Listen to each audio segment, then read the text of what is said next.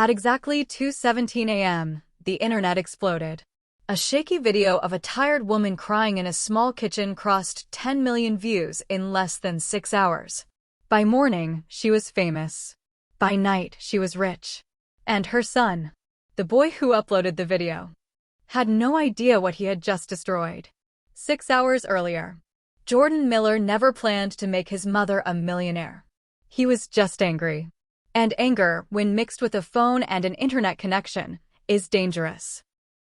The Miller house sat quietly on a narrow street in Dayton, Ohio. Peeling paint, old furniture, a refrigerator that hummed louder than it cooled. Jordan, 20 years old, stood in the hallway holding his phone. Inside the kitchen, his mother Karen Miller sat at the table, staring at an unpaid electricity bill. "I don't know how we're going to do this again," she whispered. Her voice cracked. Jordan felt something snap inside him. Karen had worked 2 jobs for years.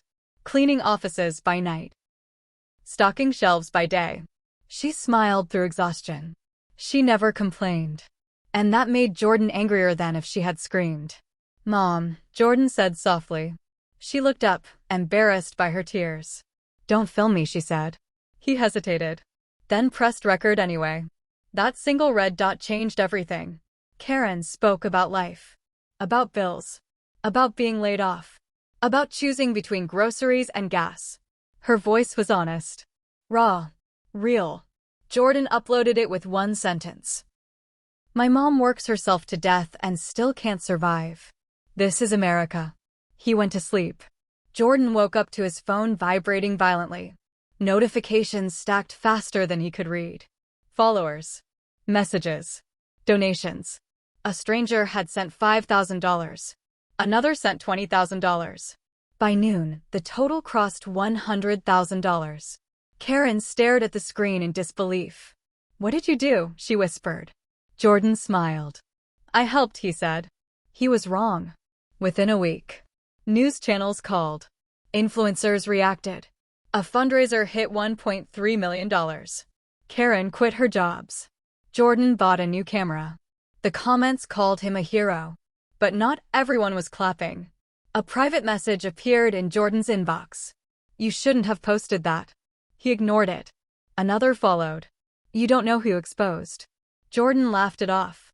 Fame makes you feel untouchable. One evening, Karen received a letter. Not fan mail. Not donations. A legal notice. Her hands shook as she read it. Jordan's smile faded. "What is it?" he asked. Karen looked at him slowly. "They're saying I violated a contract," she said. Jordan's stomach dropped. "What contract?" She swallowed. "The one I signed. About not talking publicly about my employer." Jordan felt the room spin. He hadn't just shared a story.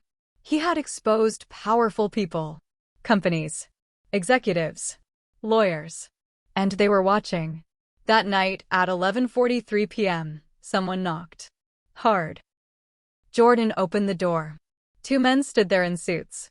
No smiles. "Karen Miller?" one asked.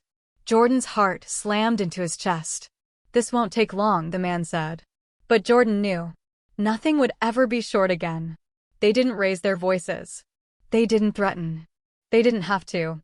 "We represent Midwest Facilities Group," one man said calmly.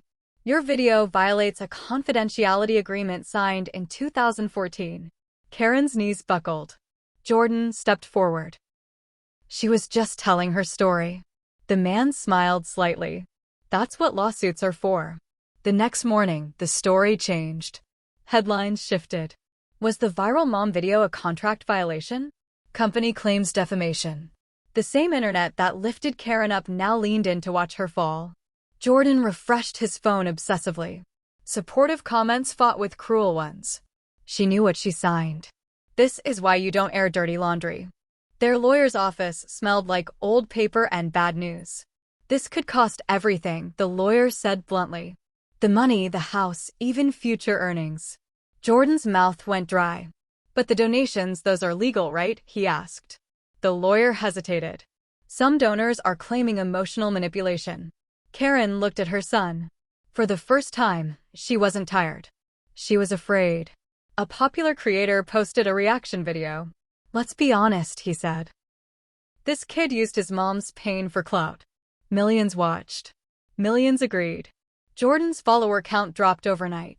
I told you not to film me, Karen said quietly that night. Jordan had no answer. He stared at the wall. He had wanted to save her. Instead, he had turned her into content. The bank account showed 7 figures. But every dollar felt heavy. Frozen accounts. Legal holds. Pending investigations. Money without peace is just pressure. Jordan received another message. Different account. Different tone. If you want this to stop, call me. A phone number followed. Karen begged him not to. Jordan called anyway. The voice on the other end was smooth. You embarrassed powerful people, the man said. But embarrassment can be redirected. What do you want? Jordan asked. Control, the man replied. More videos. But on our terms. Jordan felt sick. They didn't want silence. They wanted ownership. Karen listened quietly as Jordan explained everything. When he finished, she stood up. We're done, she said. With what? Jordan asked. With letting other people profit from our pain. She walked into her bedroom and closed the door. Jordan heard her crying. For the first time, he wished the video had never existed. That night, an email arrived. Subject, settlement or court. Attached was a number so large Jordan couldn't breathe. Karen came back into the living room. We'll fight, she said. Her voice was steady now. Too steady. As Jordan shut his laptop, his phone buzzed again. A notification from the platform. Your account is under review for policy violations. Jordan stared at the screen. Without the platform. No voice. No defense. No income. Just consequences. Jordan refreshed the page again. And again. Then the message appeared. Your account has been temporarily suspended pending investigation. His chest tightened. This wasn't just a warning. This was a muzzle. Jordan tried posting. Nothing went through. Tried going live. Blocked. His voice gone. The same platform that made him famous now erased him with one automated message. Karen watched him panic. Maybe this is good, she said softly. Jordan shook his head. No, he replied. This is how they win. Their lawyer called that afternoon. Some donations are being flagged, she said. For what? Jordan asked. Fraud, the lawyer answered. Not by you, but through you. Jordan felt dizzy. Scammers had used Karen's fundraiser to launder money. Fake donors. Fake names. Real consequences. You'll need to return what you can, the lawyer said. But it's already been spent, Karen whispered. Silence filled the room. A news van parked across the street. Then another. Someone leaked their address. Jordan heard shouting outside. Scammer. Give the money back. Karen closed the curtains, shaking. This wasn't support. This was a mob. That night, Karen collapsed in the kitchen. Not dramatically. Quietly. Jordan found her on the floor. Ambulance lights washed the house in red and blue. As they rushed her out, a reporter filmed everything. Jordan screamed. Stop recording. No one listened. Karen survived. Barely. The doctor said stress had triggered a heart episode. She needs peace, he warned. Jordan sat alone in the hallway. Scrolling. Watching strangers argue about whether his mother deserved what happened. Something inside him hardened. At 3:11 a.m., a new email arrived. Subject, we can fix this. It wasn't a threat. It was worse. An offer. Sign with us. Let us manage your image. We'll make the lawsuits disappear. Jordan realized the truth. They didn't want justice. They wanted control. Jordan showed Karen the email. She read it slowly, then looked at him with tired eyes. I raised you better than this, she said. Jordan nodded. I know, he replied, and deleted the email. The next day, an independent journalist reached out. Name, Laura Bennett. She didn't want a viral clip. She wanted documents. Contracts. Messages. Proof. I don't work for clicks, she said. I work for truth. Jordan felt something he hadn't felt in weeks. Hope. Jordan handed over everything.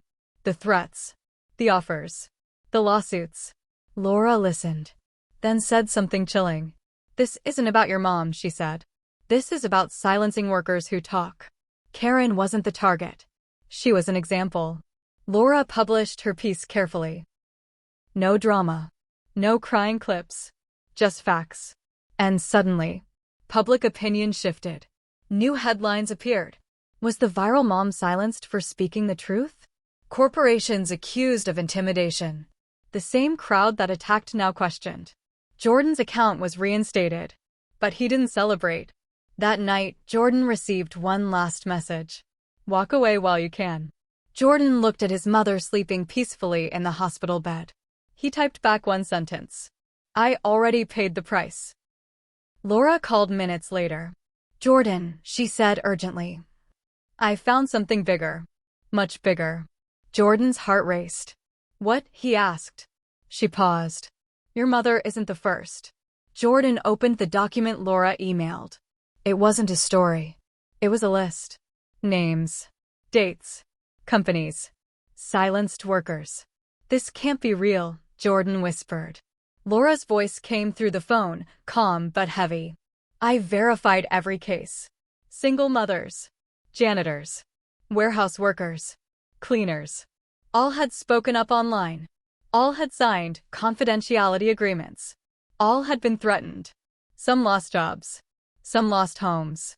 Some disappeared from the internet entirely. Karen wasn't special. She was next. Midwest Facilities Group was only one piece. Parent companies. Subsidiaries. Shell nonprofits. They paid settlements quietly. Forced silence legally. Jordan felt sick. "They've been doing this for years," he said. Laura nodded.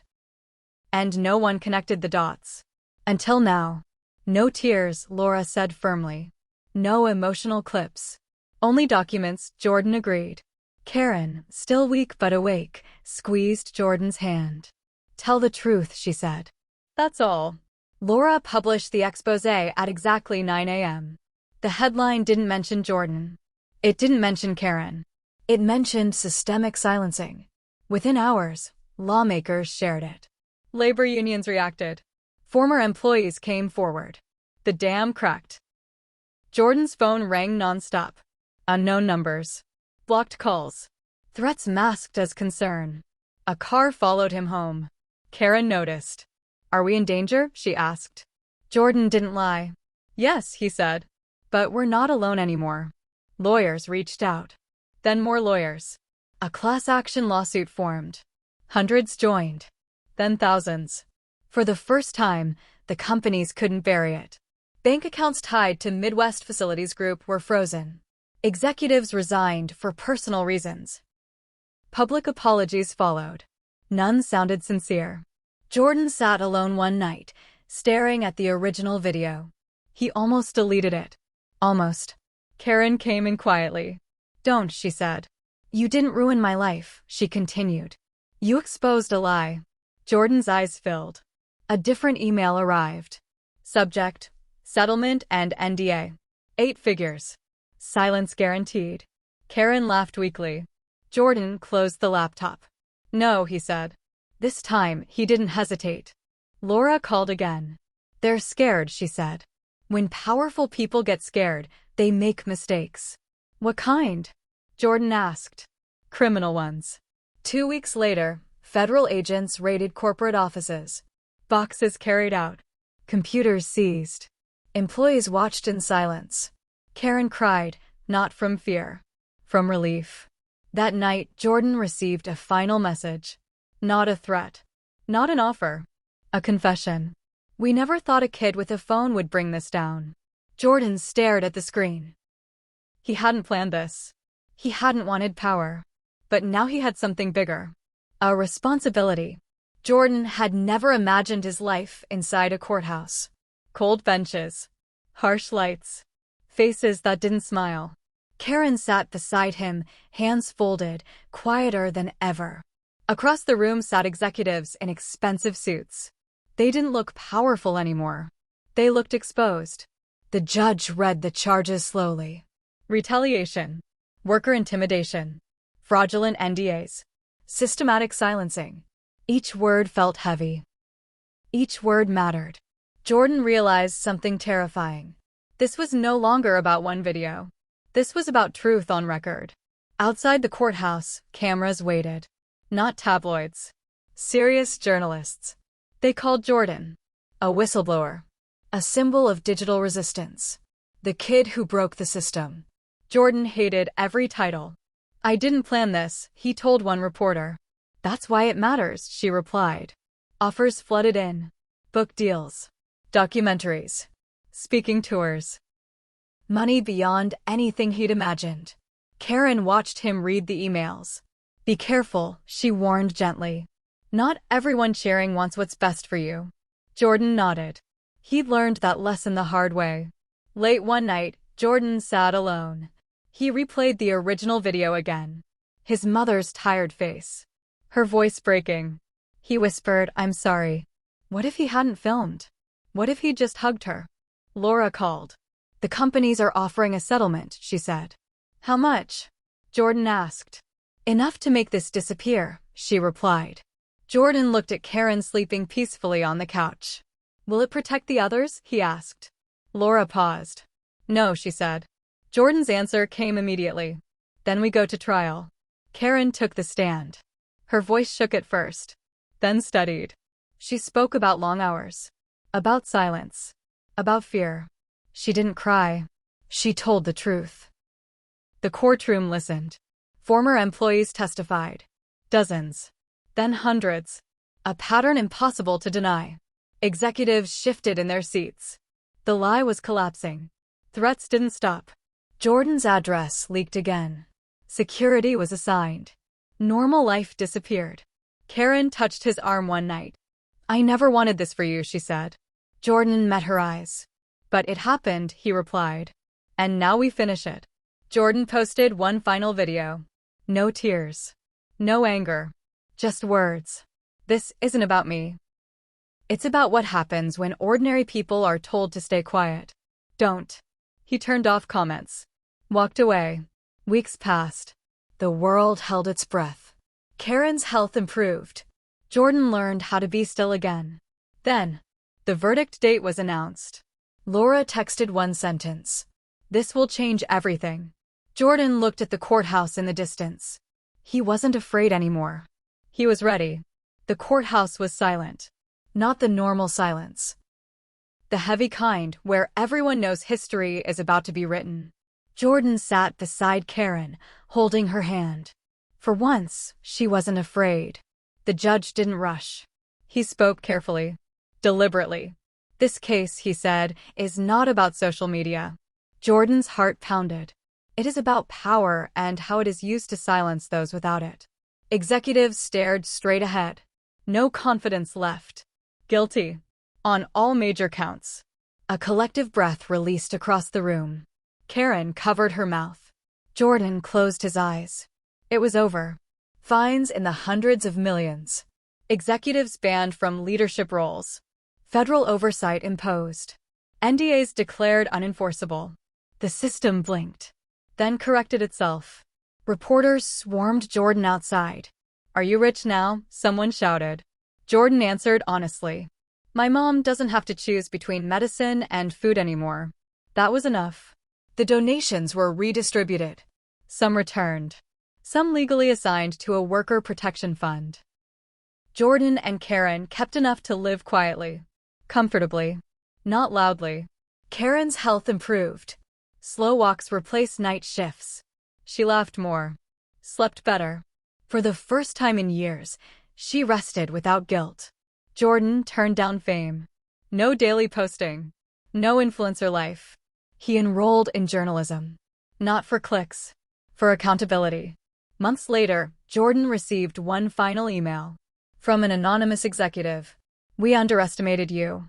Jordan didn't reply. Some lessons don't need responses. One video. One moment of anger. One press of a button. Jordan learned the truth too late, but shared it in time. Fame made his mother a millionaire. Consequences made him a man. Some stories go viral. Others change the world. This one did both. What you liked more about this story, share your opinion with us in comment box, and also, if this story made you think. If it reminded you that truth has power. If it showed you that ordinary people can make extraordinary change. Like, share, and subscribe for more real, powerful stories that matter. Your voice matters. Your choices matter. And sometimes, pressing record can change everything.